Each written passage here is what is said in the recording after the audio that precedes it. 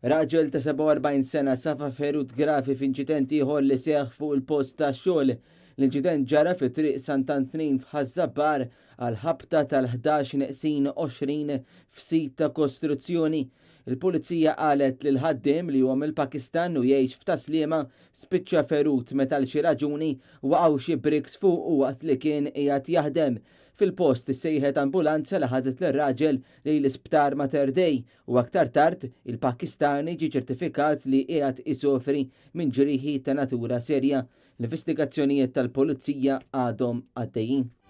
Raġel ta' 43 sena mill-Gudja jinsab fil-periklu tal-mewt wara li l-ħadd fil-għaxija tilef il-kontroll tal-mutur li kien qiegħed isuq f'ħalluqa.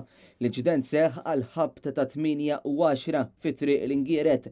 F'istqarrija l-pulizija qalet li kif waslet fuq il-post sabet li sewwieq bil-mutur tat-tip Majdab maqlub fuqu. Fuq il-post issejħet ambulanza u ħadet li sewwieq lejn l-isptar fejn iktar tard ġie ċertifikat li sofra ġrieħi serji. Dwar l-inċident infetħet inkjesta li qed titmexxa mill-Maġistrat Joe Mifsud.